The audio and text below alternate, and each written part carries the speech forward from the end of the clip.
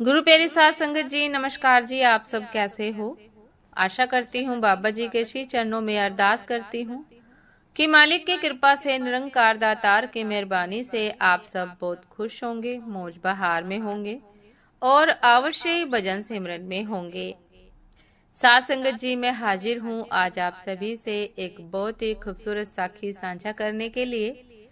उम्मीद करती हूँ ये साखी आप सभी को बहुत पसंद आएगी।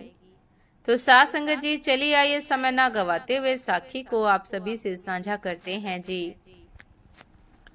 साथ संगत जी, एक जर्मन विचारक था हेरीगेल। वह जापान गया हुआ था। एक फकीर से मिलने गया, जल्दी में था। जाकर जूते उतारे, दरवाजे को धक्का दिया, भीतर पहुंचा।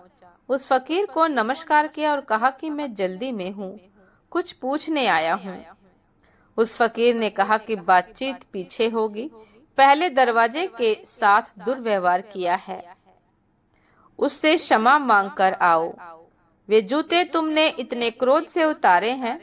नहीं नहीं, यह नहीं हो सकता, यह दुर्व्यवहार मैं पसंद नहीं कर सकता।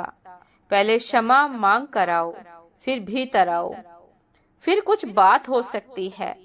तुम तो अभी जूते से भी व्यवहार करना नहीं जानते, तो तुम आदमी से व्यवहार कैसे करोगे?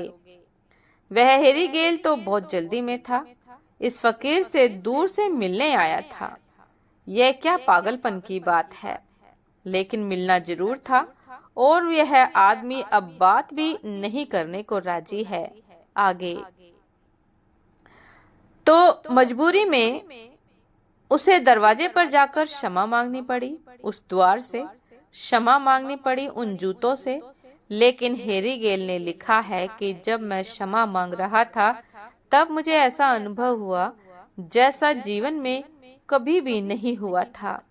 जैसे अचानक कोई बोझ मेरे मन से उतर गया, जैसे एक हल्कापन, एक शांति भीतर दौड़ गई। पहले तो पागलपन लगा, फिर पीछे मुझे ख्याल आया कि ठीक ही है, इतने क्रोध में, इतने आवेश में मैं हेरीगेल को समझता भी क्या, सुनता भी क्या। फिर लौट कर आकर वह हंसने लगा और कहने लगा कि क्षमा करना, पहले तो मुझे लगा कि यह निहायत पागलपन है कि मैं जूते और दरवाजे से क्षमा मांगूं। लेकिन फिर मुझे ख्याल आया कि जब मैं जूते और दरवाजे पर नाराज हो सकता हूँ, क्रोध कर सकता हूँ, तो क्षमा क्यों नहीं मांग सकता? साथ संगत जी, अगर करुणा की दिशा में बढ़ना है तो सबसे पहले हमारे आसपास, जिसे हम जड़ कहते हैं, उसका जो जगत है, यदि जड़ कुछ भी नहीं लेकिन हमारी समझ के भीतर अभी जो जड़ महसूस होता है, मालूम पड़ता है, उस जड़ से ही शुरू करना होगा। उस जड़ जगत के प्रति ही करुणा पूर्ण होना पड़ेगा, तभी हमारी जड़ता टूटेगी। उससे कम में हमारी जड़ता नहीं टूट सकती। साथ संगत जी, ये थी आज की एक बहुत ही खूबसूरत साखी कि जब जब हम नीवा होते हैं, क्षमा मांगते हैं, तो हमारे भीतर हल्कापन आ जाता है।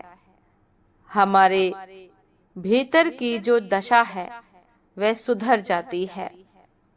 कुछ सीखने की मंशा जागृत होती है, कुछ ग्रहण करने की मंशा जागृत होती है।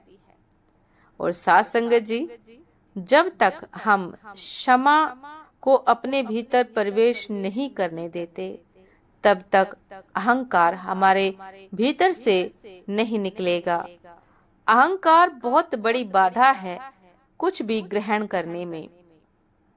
अंतर में ग्रहण करने में तो अहंकार बहुत बड़ी बाधा है, और इसको केवल क्षमा मांगकर, क्षमा के द्वारा, याचना के द्वारा ही अपने से बाहर किया जा सकता है। उम्मीद करती हूँ साथ संगत जी की साखी आप सभी को बहुत पसंद आई होगी।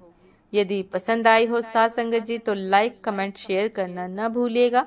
चैनल पर जो भी नए हैं, कृपा करके सब्सक्राइब कर लीजिएगा, ताकि चैनल पर मिलने वाली सभी शब्द साखियों की अपडेट आप सभी को समय पर मिलती रहे।